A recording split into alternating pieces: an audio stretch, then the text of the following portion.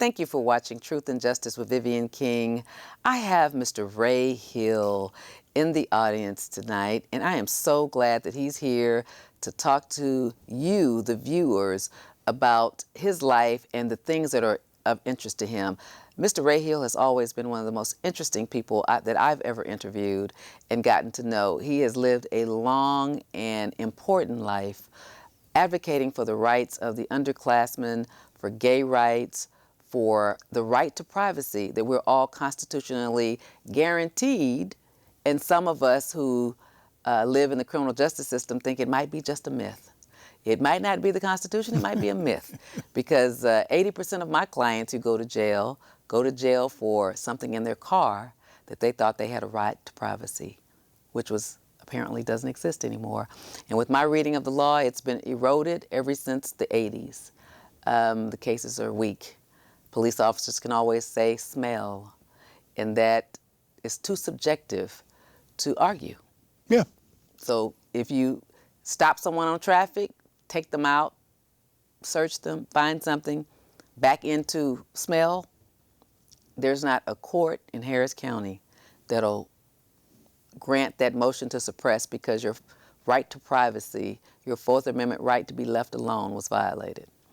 Well, Vivian, the right to privacy evolved from minority opinions by Justice Louis Brandeis. He's an interesting fellow. He was the first Jewish person appointed to the Supreme Court of the United States. And he's a great writer.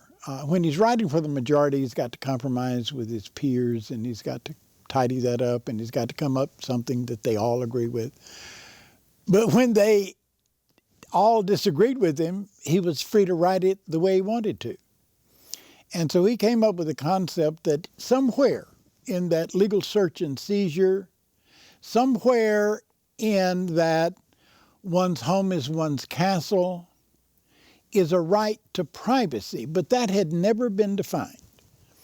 And it was not defined in a majority opinion during his lifetime.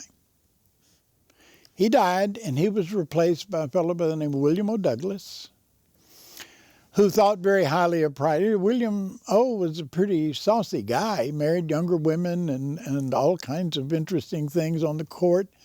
But he thought privacy was valuable. And finally, William O. Douglas got to write the definitive case that established the right to privacy. And that case was Griswold. Griswold was a husband and wife. They lived in Connecticut, where the state of Connecticut had outlawed birth control. And Griswold and his wife got busted with possession of condoms. Wow. Busted with rubber.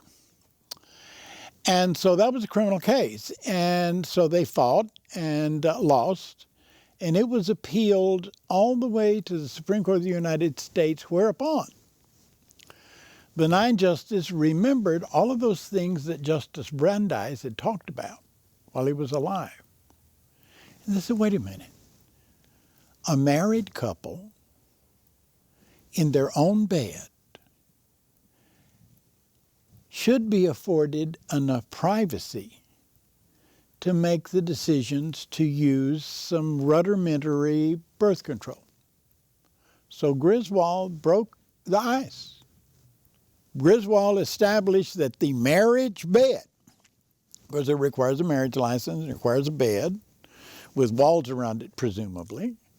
And if you're in that situation, you've got enough privacy to rubber up. Wow. And so that was the beginning of that. Now, every porno case, every obscenity case, every case subsequent, it goes back to Griswold. Because what we're talking about is adults making decisions for private use or function. But the next advance in privacy was the Loving case. Mr. Loving was a white man. Mrs. Loving was not, either white or man. And Virginia had laws against interracial marriage. But they were not affected by those. It's kind of a Romeo and Juliet story. What they really believed was that they had a right to love one another. And there's a new movie out, if you haven't, many of you haven't seen it yet. It's called Loving. It's a well done, expensive. They spent about $400 million making that movie. How much? It ain't a 400 cheap million? shit. About Wow. $400 million. And it's getting rave, New York Times raves reviews, Los Angeles, every reviewer in the country that's seen it has had very positive things. They find little niggling problems, but very positive things about it. It's a high dollar fine production. And it's a great story. But then you get to the point was, well, the marriage license was there, but not legally in Virginia. Right, because they got married in another state. They got married in D.C. In D.C., where it was legal for, I think they called it misogyny at the time. Yeah. That's intermarriage, interracial marrying. And then when they came back to Virginia to live, The cops come kick the door in. Kicked the door in and arrested them. Yep. And they went to jail for a considerable amount of time before they could get to trial. Yep, it took them a long time to go to trial, and they didn't necessarily win the first time. And Right. They lost in every court all the way up to the highest court in Virginia. And had then to take the it to Supreme Court said, wait a minute. If these Griswold folks are afforded privacy, it's not much of a stretch to think these loving folks deserve some privacy. Wasn't that a great title? That's his last name, Loving, and then it's Loving versus It's Loving Virginia. versus Virginia. And what is Virginia's advertising campaign? I don't know. Virginia is a place to go for love. Probably because of that case. That is exactly why they I have don't remember adopted many that cases from law school, but I remember it because it's a love story and it's Loving versus Virginia. It's just so easy to remember. Right. And so that was the next part. Well, the next one after that was a Texas case called Roe v. Wade. A woman's got the private right to control her body. Now, that is a big jump from this marriage bed, because there's no marriage license involved in Roe v. Wade. It's a woman has got the right to control her body. And that was written up, the main writer for that was from Minnesota. I forget his name, but he was a progressive gang. William O. Douglas was still on the court and joined in the majority, but that case was decided, and that was the next expansion of privacy. And then the next expansion of privacy is one of my cases, the Lawrence case. Tell us about Lawrence. Well, Lawrence was a 56, 57-year-old gay guy, and he met a early 30s guy and carried him home. And the deputy sheriff came and kicked the door down and charged him with violating Section 2106 of the homosexual practice law in the Texas Penal Code. Now, before 2106 was on the law books, there was a felony law in that position, and it was called the sodomy law. And the thing that made the sodomy law difficult to challenge is because it was based on the act of oral or anal sex, and it applied equally to homosexual and heterosexual. It was never prosecuted against heterosexuals. It was frequently charged in rape cases, but they backed off of it because rape carried a better, higher punishment. Right. They just brought that. That was rape. But they prosecuted against homosexuals. And while I was doing time in prison, they changed the law from the sodomy statute to 2106, a Class C misdemeanor law. And when they did that, the governor pardoned 5 old men that were doing time on the Ramsey prison with me, who had been sentenced to life in prison for multiple convictions under the sodomy law. Wow.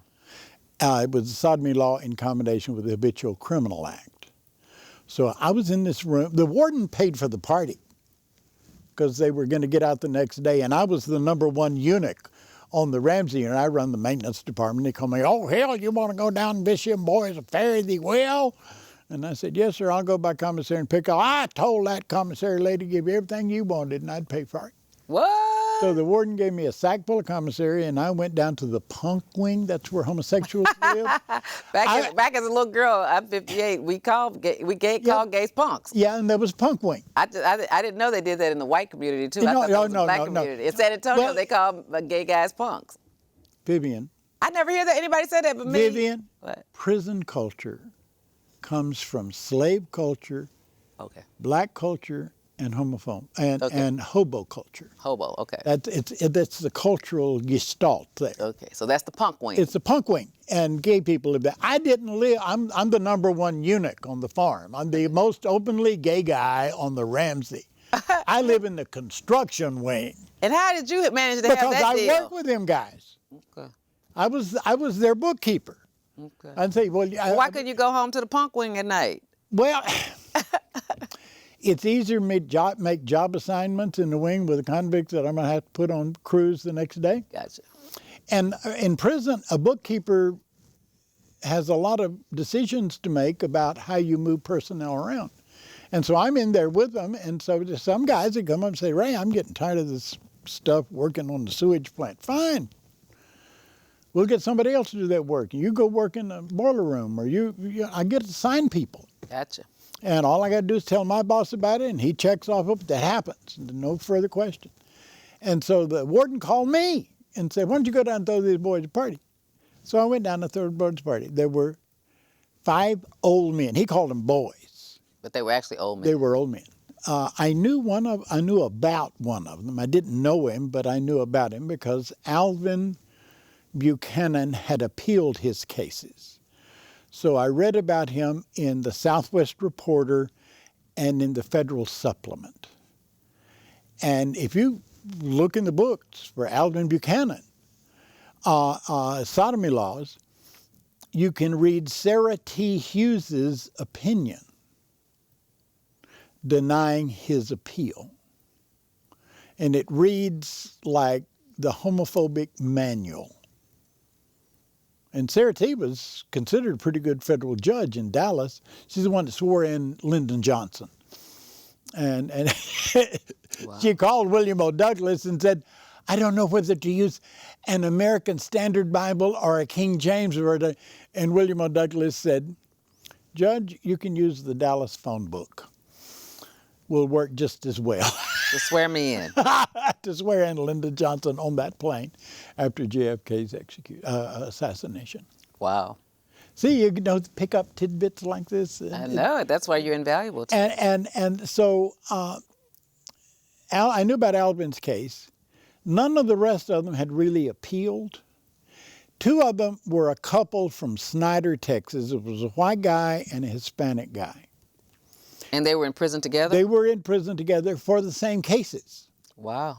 Because the white guy had inherited some land, and his cousin or uncle, some relative, was the high sheriff and wanted to range the sheriff's cattle on his land. So when they'd get out of prison and go back to Snyder, the deputy sheriffs would come kick the door down. Whether we're doing anything or not, they'd just lie. They're going to get convicted again. So 3 times life in prison. And so they were enjoying getting out. They thought it was funny that under the new misdemeanor law, that if the sheriffs came and kicked the door down, and they would write them a ticket and then leave so they could go back to do whatever it was they were doing. And they were, but Vivian, here's the real story, and I want all activist types to listen to me. Because the other 2 guys who were living in the punk wing, who were there for sodomy, said, we don't know what you're talking about. We're glad we're getting pardoned, but we're down here for doing other stuff. They could not even admit that they were gay on the occasion of being given a pardon for the governor to go home. Wow. And that is the closet. That's the closet. That's the real enemy. That's because black people get caught in that trap of denial. I'm not really oppressed. Nobody's mistreating me. Well, what about your job application for the last 5 jobs? That's true. And you live in denial about that. Well, these guys were living in denial. Wow. And so that was a very valuable experience for me in my activism is to go down there and meet those folks. And I walked with them out to you see these big white buses that prisoners ride in with the screens? Right, yes. And watched them get on the bus and wished them good luck. Never heard from any. Oh, well, I called Alvin years later, and he had told me one thing. He's never going to go back to Dallas. That's where he fell. And he was living in Arlington. Same difference. Now it is, same difference. But that set up 2106. Okay. And it was a Class C misdemeanor. And what I didn't realize, that was written in Senator Barbara Jordan's office. Wow. With Craig Washington there, and Mickey Leland, and Benny Reyes, and Ron Waters, all in the room, because Texas legislature had passed the model penal code that left all that out. But the governor wouldn't sign the new criminal code because they didn't have anything in there about homosexual. The governor was Dolph Briscoe. So they wrote this Class C misdemeanor law. So it wouldn't be a felony anymore. Now it would not be a right. They said, what's the least we can do? The governor's not going to sign it unless we put something in, and we need to pass this penal code. And you practice law on what at one time was the model penal code that was adopted in Texas in 1973 while I was in prison. But did you know before I went to prison, I met the guys that wrote the model penal code? No. Arthur Varner. Okay. Princeton aristocracy, law professor, president then of the American Law Institute. Arthur had a Nash, and you're too young to remember Nashes, but they were cars. They were travel cars. And Arthur used to drive all the way down from Princeton, New Jersey, and pick me up, and we would cruise the highways of West Texas together. Wow. So I'm sitting next to the Nash. Does cruise have a well, it's a Nash. It cruises. Okay. But then you have eyes, so they cruise too. Oh, yes. You got it. Okay. I got it. You can read between the lines. So Arthur and I are cruising because they're like truck stops. Yes. That's a specialty. That's a special place. Yeah.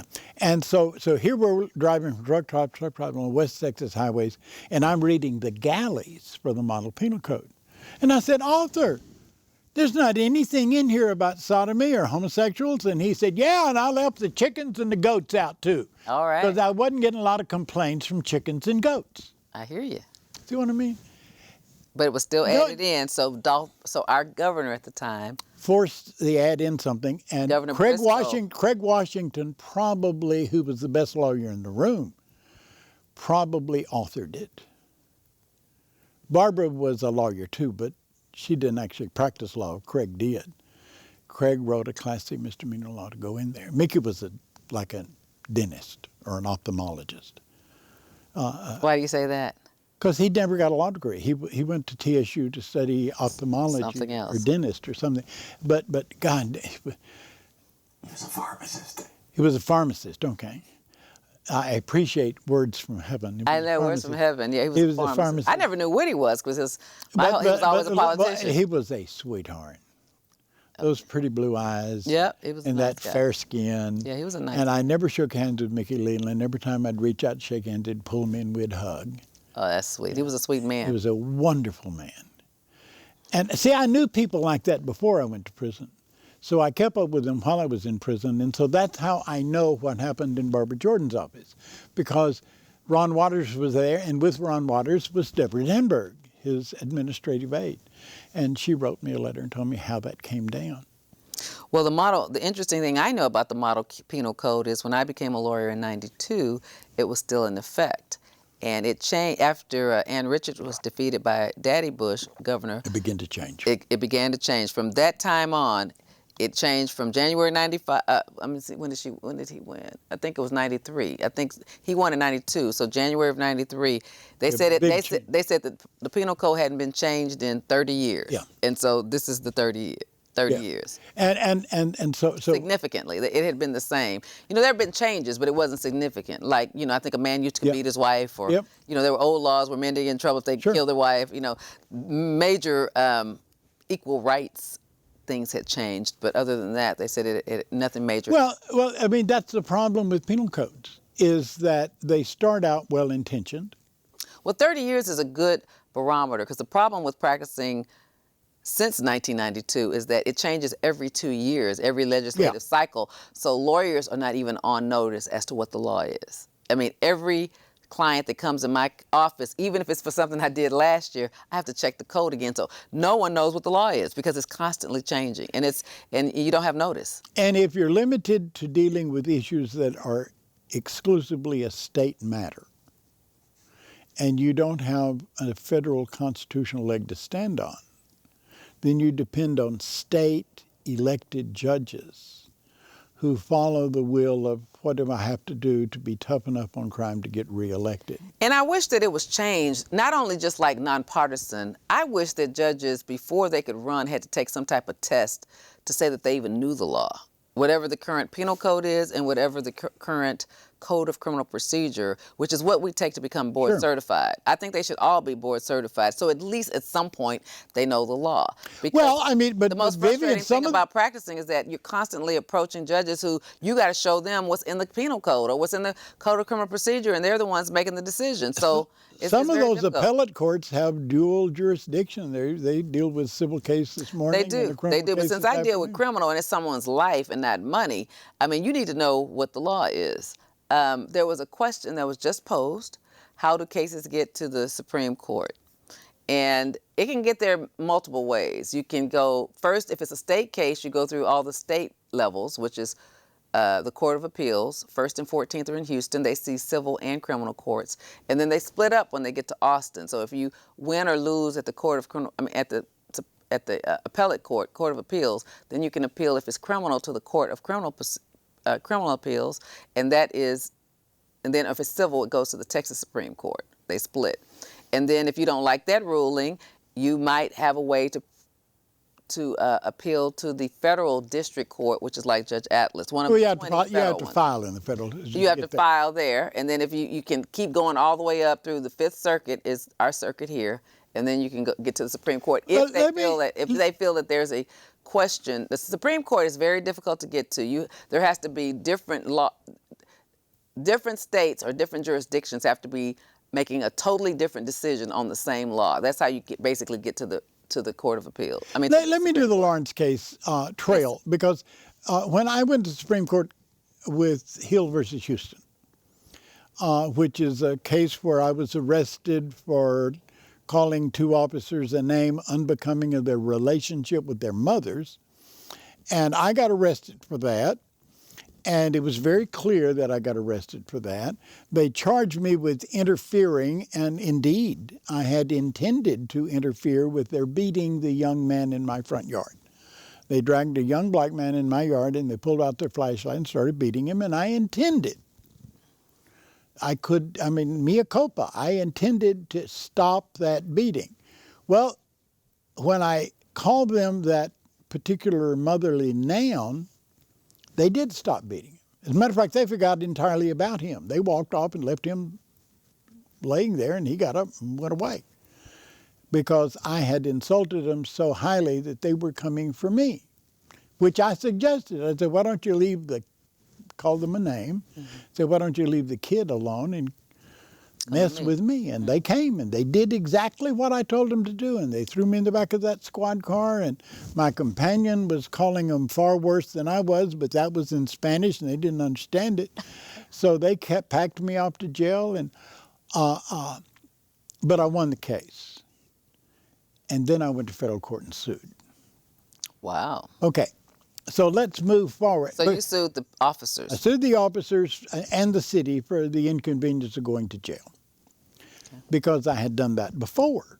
And my rate for going to jail is $50 a minute. All I got to do is prove that it's bull hockey, and I get paid well. And I have great lawyers, better lawyers than they got.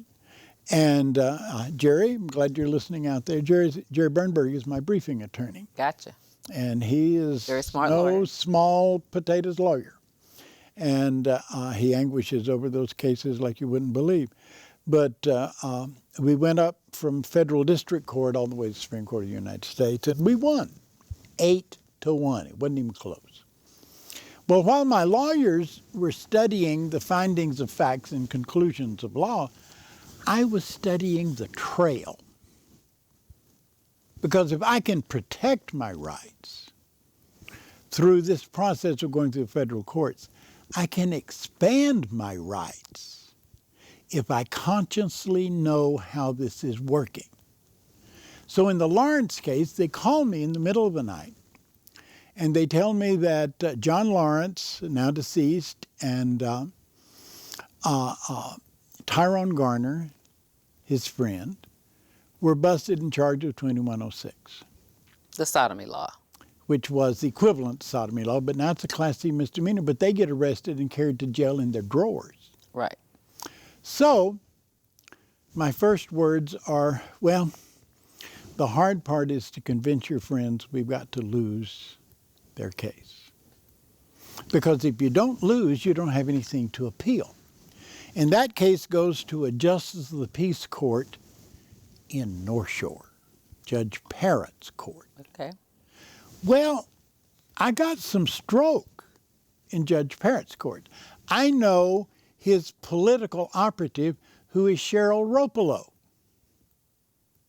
So I called Cheryl at home and said, Cheryl, get over to the courthouse. You got two guys in the holding tank in their drawers.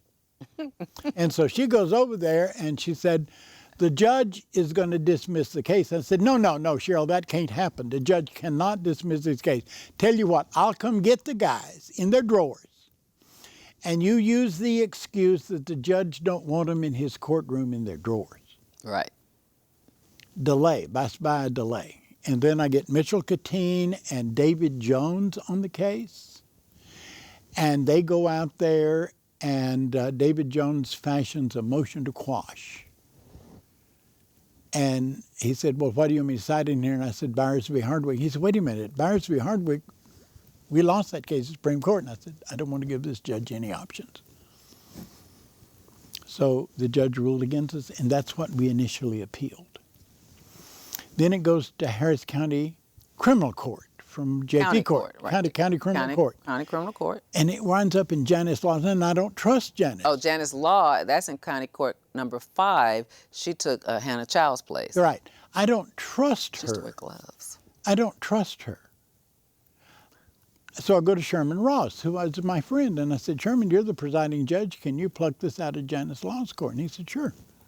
I said, put it in your court. And he said, what are you going to do with it? And I said, I want you to uphold the lower court and pass it on. So we go to 3-judge panel. And Vivian, Do you remember if you went to the 1st or 14th court? 14th court, 3-judge panel, and we won. You won? We won. I wasn't planning on this. We got 3 Republican judges. I didn't think there was any way we could win, but we won 2-1. And now I'm dead in the water. I'm in the doldrums. There's no wind in my sail. I've got nothing to appeal from there. And so I say, how do I get Johnny Holmes to appeal this 3-judge case? Johnny's not a dummy. He knows what I am doing. So I called Stephen Hotze from a payphone in the courthouse. And Dr. Steve, you told us to vote for them good Christian judges, and I pick up the paper here and they've done sided with the queers. I don't know how you expect us to listen to you on these judges. What is your position on queers? Stephen Hotze, being an excitable entity, went ballistic. He didn't consult anyone. He called a news conference. He referred to the judges that voted for our position as modern-day Judases. Oh, wow. And he said, we will never support them for anything for the rest of their lives. And then the en banc judges saw what he did to them. Johnny Holmes did, in fact, appeal. It went to en banc, and they didn't even write an opinion. They just reversed the 3-judge panel, and now I'm at the Texas Court of Criminal Appeals. I'm at the top criminal court in the state. And they saw what was said about those other judges. They didn't write an opinion. And that gives me a free shot to the Supreme Court of the United States.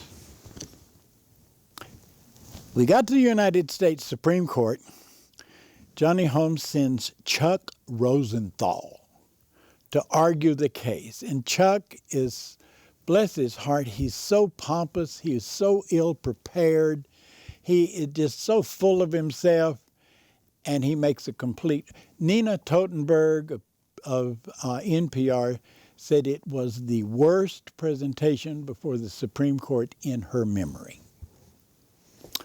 And we won 6-3. At the United States Supreme Court. How was it a relevant or important enough case for the Supreme Court to accept? There is no further appeal from the Texas Court of Criminal Appeals except Supreme Court of the United States. I know, but you have to file a writ of certiorari, and they can either say yes. Oh, yeah, they can say yes, and they can say no. So I'm just saying, why was it important enough to say yes? Here's what the deal was. There was a division between the circuits. Okay, that's the point I was trying to make. The Ninth Circuit was ahead of us. Okay. The Fifth Circuit is way behind. Right. But we don't go from circuit. We go from the Texas Court of Criminal Appeals. We don't go through the circuit. We go directly to the Supreme Court of the United States. But there was that conflict back there in the margins.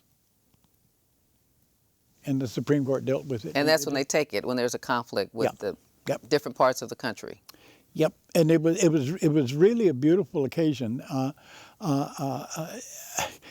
I thought we were going to win it on equal justice because I knew that I had O'Connor's vote on equal justice, because in a previous case called Hardwick v. Bowers, in Hardwick, Justice O'Connor said, if we were here on equal justice, but see the Georgia statute, which Bowers was the district attorney of Atlanta, the Georgia statute applied to both homosexuals and heterosexuals. Gotcha. And so, Sandra Day O'Connor joined the majority and gave the bad for our side ruling, saying if we were here on equal justice, I would have voted the rest the other way, but there was no equal justice issue. In the Texas case, there would have been an equal justice. So I thought they were going to decide it on equal justice because I knew I knew there were 4 justices prepared to vote with us and Sandra Day O'Connor. Turned out there were 6. And let me just read you something from the holding in Hardwick, in Bowers v. Hardwick. So it was a Georgia law classifying homosexual sex as illegal sodomy was valid because there was no constitutionally protected right to engage in homosexual sex. The 11th Circuit reversed and remanded.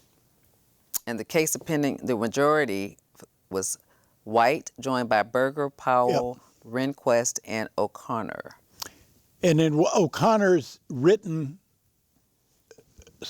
supporting opinion to the majority. And that's crazy. That was in 1986.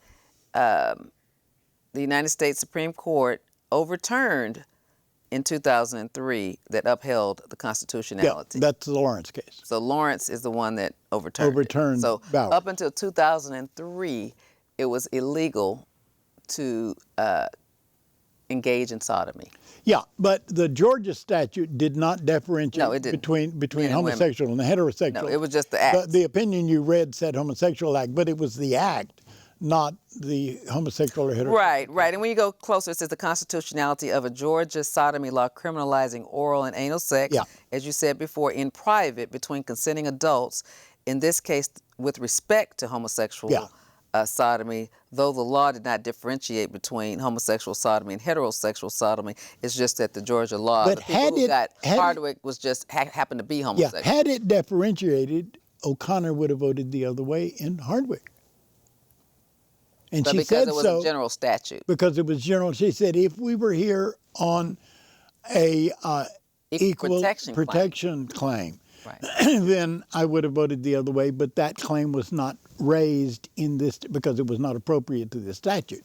See, that's why the details about the statute and what it says is really important in the process of considering the Supreme Court of the United States can be used to bring about substantive progress in the field of human rights and dignity. but you have to think it out. And you have to prepare yourself for the trail of how do you get from here to there and protect your principle, because things can go on a tangent in a New York minute. That's true. How do you think, I know you know, but explain to the viewers how in this line of cases the law was passed last year for homosexuals to marry, or that was equal Well, I protection mean, also. Scalia, That was equal protection too. yeah, we get that from Scalia, because Scalia, in his dissent to the Lawrence case, said if we do this, the next thing you know, we're going to have to deal with same-gender marriage, and he just laid it out, and we said, what a wonderful idea, and we went to work on it immediately. I know it, and many years later we got it. So what about, is there anything we want to talk about Amy Goodman? Amy Goodman who's a big hero. All of you who watch HMS know Amy Goodman's here every morning, and she's on KPFT Pacifica every morning. And Democracy Now! Is really a wonderful news show. Well, she went to North Dakota to join to cover the disagreement between the pipeline layers and the Native Americans who are trying to protect their water rights. And yes, her story goes out, and it's a story that is, as you would expect with Amy, it's slanted in support of the folks who are trying to protect their water rights. And they arrest her for inciting a riot. Wow. Now, if you are at the scene where there's a demonstration, and you've got a camera, and you've got a microphone, and you've got a camera tech, and they're going to accuse you of inciting a riot, that ain't going to work in any regular court, much less any appellate court in this country, but they try it. And so what happened, she did it wrong. I love Amy like a sister. I worked with Amy on stories, criminal justice stories. But she did not have a trial. She, by action of her attorneys, were able to avoid a trial. If I had been there, I would not have done a damn thing until after the trial, because I want the arresting officers under oath on that stand trying to convince a court to convict me of that which I know for absolutely certain they can't sustain that conviction. They may get it in that courtroom, but they can't sustain that. Because you have a right to protest. And you have a right to go there with a camera and watch and record that. And just like a news crew. It's amazing to me She is how, a news crew. But I'm just saying, even if you're not, everyone has the same rights as a news crew. No, news crew doesn't have more rights in the Constitution than I do. Everybody has a right to do that. Right. And there's everybody's got a motion picture camera in their purse. That's right. And the Constitution says you can do it. That's right. And no. Me and Police Chief Mondavi. I love Police Chief Mondavi. You know her? I have met her briefly at one of the. No, I've gotten. She said on Channel 8 the other day. They said, well, how's the relationship between the police and the gay community now? And she said, well, I used to be afraid of Ray Hill. Now I consider him my friend. Good for you. Good for you. That means you've been. And it's not because I haven't carried her to the woodshed. I carried her to the woodshed over a rough ride. And I said, no, that ain't what happens. You arrest somebody and give them a rough ride and get them beat up before they get to jail. No, that ain't what happens in Houston. And she got on it. She issued a directive, and the officers that were involved were in lots of trouble. So on the Amy Goodman case, so she didn't. She should have gone. She just settled it. Yeah, no. Now, if she wants to pursue, they dismissed the case. She walked out free. Oh, they dismissed her. Now, if she wants to sue, she's got to track them suckers down. She got to pay for a stenographer. She got to depose them, and it would have been so much easier to go to the courtroom and put them on the stand, Vivian. Right. I mean, you know how to cross-examine a witness. Oh, trust me, I've been doing it all week. Yes. Even today. Yeah, you know how to do that. And you know that the jewels that come out in that cross-examination. That's how all of my cases have been. I don't even have a lawyer when I try my Class C misdemeanor cases. I represent myself. As a non-officer of the court, I can get away with more than my lawyer can. Right. Because that judge got to listen to my argument, and he's got to allow my questions. That's true. Because I'm not an officer of his court. That's true. He can't order me. The unfortunate part is there's no stenographer. No. Class C misdemeanor. Yeah, but I get one. Okay. The first thing I do is make a motion that there be a record. Okay. And I get a stenographer in Judge Breen's court, in Sam Alfano's court. I get a stenographer in there. Okay. and make it happen. And they know what I'm doing. These are all my friends. I know all these judges. And I know you've told them your strategy. Oh, yeah. I make no bones of it. Judge Breen said, well, Mr. Hill, if you're going to represent yourself, what is Mr. Manus doing sitting there next to me? I said, he's a very dear friend, Your Honor, and as an officer of the court, he can sit at my table if he wants to. That's true. That's true. So have you talked to Amy Goodman about her trial Yes, strategy? I talked to Amy. You think maybe she just didn't want to travel back and No, forth? she didn't have a concept of the strategy. She don't mind going to California. She don't mind going to North Dakota. She's popular there. She got friends there. They wear feathers and beat drums. And no, Amy's a trooper. I was driving through the woods in East Texas after a death row escape in a truck with Amy. Our truck was searched about every 100 yards. Wow. And when I saw the director of prison, he said, Raymond, what are you doing over there? I said, we're trying to pick up hitchhikers. That was not what he wanted to hear. That kind of went out in the 60s. Yeah. Picking up hitchhikers. Yeah, I know. That's when we were free. Especially when there's a prison escape from death row. Really? Right. Well, what were you doing out there, Raymond? I was up there covering the execution of a Canadian that didn't happen, but that same night, inmate Guerrero escaped from death row. Did they ever catch him? Oh, they killed him. He died at the river's edge. And Amy went through the swamp next to the river, and I could see water moccasins bigger than my arm in there. And she got down to where the body was laying on the ground at the edge of the water. She covered. They shot him, killed him? Yeah. They shot him coming over the fence, Okay. and he made it to the river. Wow. They let her get that close, the police? They didn't let her. She just hogged it. Okay. She's an aggressive reporter. Just didn't get arrested that time. I just wish that I'd had a chance to talk to her in North Dakota before she let that trial slip through her fingers. So what's next? Well, I am concerned about the incoming administration. I listened with some degree of horror that Ted Cruz is being considered to be the nominee to the Supreme Court to replace Antonin Scalia.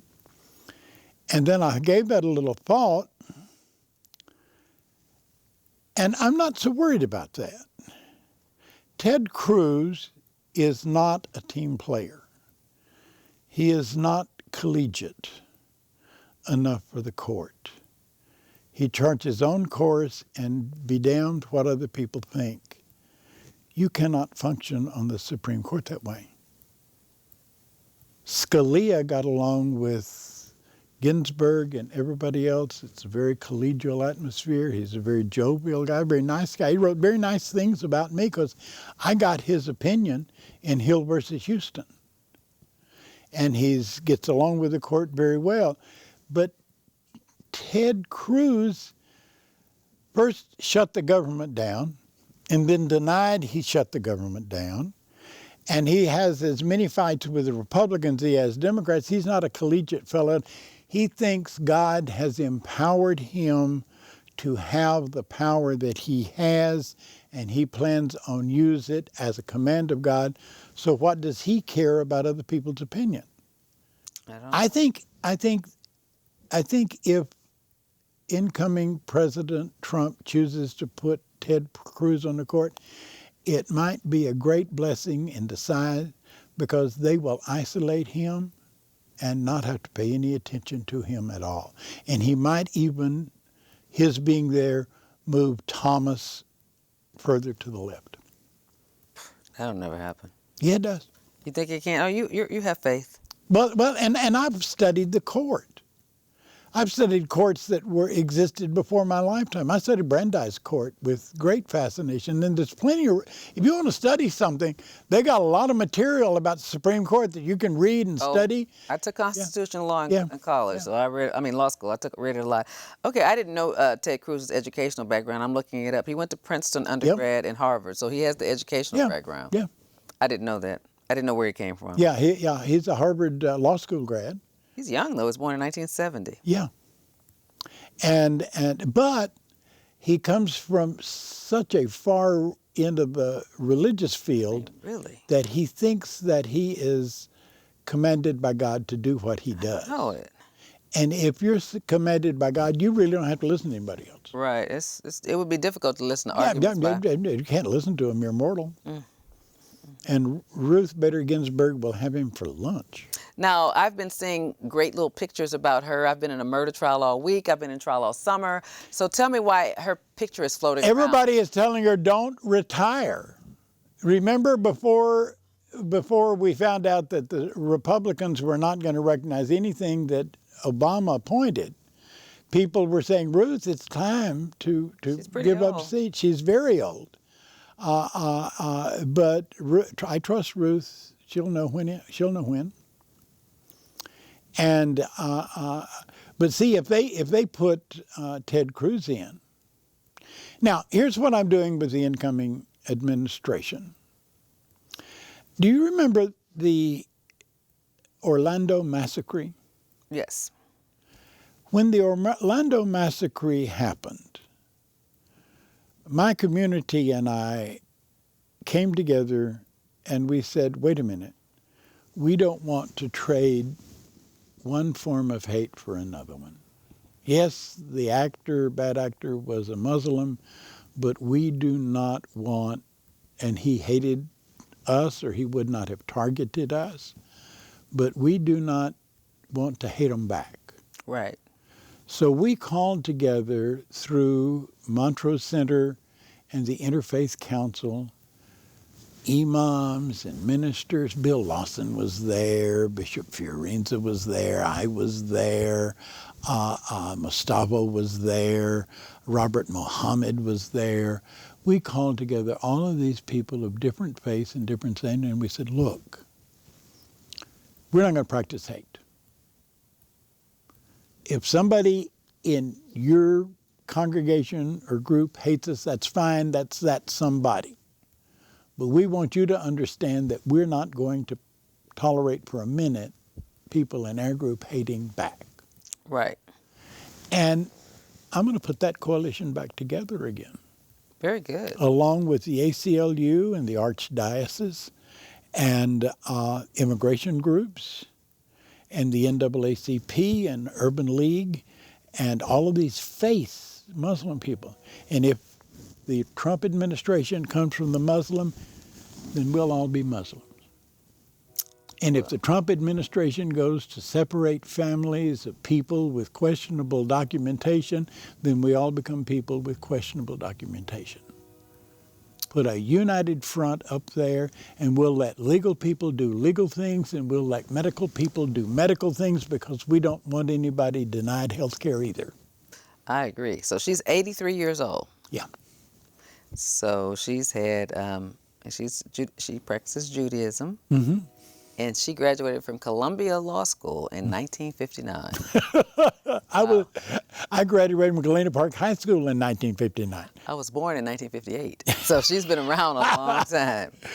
She's been around a long time. So bless her heart for trying to hang on in there. And she is our savior with Oberfeld and Windsor, the marriage cases. Good for her. Yeah. Okay, well, she did make time to have a kid. She has one daughter. Yeah. Born in 55, so before she went to law school. That's impressive. Yeah. Oh, no, she has a son, too. All right, well, she lived a full life. Well, it's pretty scary. We just go through election season and everything changes. On the national level, it's horrifying. On the local level, I think all the best people got elected, Vivian. I have hope on the local level. Yeah. That's where I did all my work, and I'm sure I was that's where talking you to did I was talking to Jerry Bernberg in preparation because we're going to have a shindig to celebrate Lane Lewis, who was my protege. Gotcha. I brought Lane Lewis from behind the bar to be president of the caucus and launch his political career that way. Okay. And now he's chair of the Democratic Party, and he just pulled a wonderful coordinated effort. And so we're going to get together and say, thank you, Lane, congratulations, and we love you, that sort of thing. That's in addition to this other larger coalition. And we're going to do that basically in a leadership meeting between now and the first of the year, and then between the first of the year and the inauguration, we're going to have a teach-in where we fill the big auditorium at TSU or the big auditorium at the University of Houston with our constituents, and we're going to come to an understanding of this is a we all get bonded together and we all stand with each other. That's good planning. That's just good diplomacy. But I was talking to Jerry Bernberg about the Lane Lewis thing, and Jerry Bernberg said Obama carried Harris County by 2,000 votes in 2008. He carried Harris County by 1,000 votes in 2012. Hillary Clinton carried Harris County with 112,000 votes. Well, it showed you how more willing the women, the Republican women, probably voted for her. This is a very business-oriented town. Yep. A lot of universities, I moved here to go to college. Yeah. So college-educated women, I would think, would break from their normal politics to vote for Hillary. I've had occasion to go out to West Houston and talk to some of those folks. I mean, I think women of my age believe in Roe versus Wade. We were the abortion generation. Of course. No one talks about it. The ones who had them in the 70s and 80s deny it. But I think they want their children. We want our children, although it's a difficult and scary thing. You don't want a man telling you what to do with your body. No. And then I think that they realize a lot of us my age broke the glass ceilings to even get into jobs. When I graduated in 1980 and went to the bank, it was almost all men. Mm-hmm. And so we lived through that era. So I know for me personally, when she won the nomination and they had that glass ceiling crash, I cried because I left the old banking business because I bumped my head on that proverbial glass ceiling and changed professions after 9 years. My niece, Mary, that's how I got to law school. Mary Bramlett at the time, now Mary Gibbs, filed a equal rights for women's case against a Silver Springs, Maryland branch bank and won. And she became a expert in bank mergers. And she lives here in Houston. And her case is one of the pioneering cases in banking about a recognition of women for the value of their work. So I believe that there were a lot of women like me that voted for Hillary Clinton, more so than Obama. Obama was a novelty because he was unknown, he had a funny name, we'd been through 9/11, his middle name was Hussein, and he was black. So, I mean, there were a lot of reasons, and that silly birther issue. And so, but with Hillary, everyone knows Hillary, so either you're going to vote for her or you're going to be sexist and think of all the bullcorn for you not to vote for her, but you know that she's worked from the 70s in politics, going door to door, back for McGovern from the 70s. I mean, everybody knows. I'm from San Antonio, so I saw her going door to door. I was in high school. So people know that she's always worked hard her whole life, and I think a lot more people could relate to Hillary in Houston than Obama, really. In 2008, one of my closest political allies. We have 3 minutes. You may have heard Anise Parker. Sure. She supported Hillary, I supported Obama. We had a meeting, and we decided that we would let the caucus decide who to support, and we had freedom to speak up for our candidates. Now, I supported Obama against Hillary. Yeah. Okay. Yeah. Obviously, so because did I, but Anise Parker, for very different reasons, supported Hillary. But I did support Hillary this time. And when Obama got the nod from the caucus, we rushed to another gay organization and saw to it that Hillary got the nod over there. We cut the baby in half. And that's just good politics, Vivian. Right, and it's friends, respecting each other's opinion, which we wish our government did. One of the things that I've been so disappointed over the last 15 years is the lack of respect in our government. I believe that when people win, no matter which side it is, be willing to work together. And I have been so disappointed about the non-movement in Congress, about everything that Obama tried to get. They'd say no, no, no. I hated the Republican attitude in Congress for the party of no. I mean, and that is not the way we were raised that government worked. That's not the way we saw government worked. Once people got there, they did their jobs, and they left politics alone till it was time to run again. They went there and got their jobs and were basically anonymous, and we can trust that they were looking out for the public good. Now, you see partisan, and you can't help but believe that it's because of lobbyists and dollars, because it can't be for people, because people need your vote. We need Congress people to do their job. And we need your continuity. Yes, and just like Obama says, he says it eloquently, do your job. When you go to Congress, you didn't go there to say no. You didn't go there to follow some idol god. You went there to represent the constituents in your communities all over the country. Do your job. We have 1 minute, so let me you say sum it thank up. you very much for having me on as a guest. I always have a good time with you. This is a joy for me. I love the studio, of course. I'm the president of the board around here. Yay! And I love coming in here with you. You have a very lively show, and appreciate you putting up with me for a whole hour. I've missed you. I don't think you've been here this year at all. No. But I knew that you had some health issues, and I was going to die, but it didn't work. It didn't work out. You just were too stubborn to leave. We needed you to impart on us more. So Let me come back and keep please. up with this grand coalition thing. We need to keep up with that and just everything else that you know. And I wish I could get it to where I could get you and maybe Craig Washington on one night. Oh, I'd together. love. I worked with Craig on the Eroy Brown case. Yes, and I've been wanting him to tell that Eroy Brown story before it's too late, because I always call it the bad Eroy Brown story. Yeah, but Eroy is a great piece of work. There's a good book out on that by Michael Berryhill. It's called The Trials of Eroy Brown. Read the book and watch me and Craig on this show sing and dance. All righty. Well, we have 30 seconds. Thank you so much for tuning in to Truth and Justice with Vivian King. I am your host, Vivian King. I have enjoyed getting these words of wisdom and history lesson from Ray Hill. He's always done that for us in our audience. At 76, he's the pride of the Harris County community, and certainly of this TV station and all public access radio and TV. So thank you so much for educating us about what's going on in the community and in the nation and the Supreme Court. I mean, as a lawyer, I know a lot, but I don't know as much as you do about the issues you care about. Thank you for watching. Good night.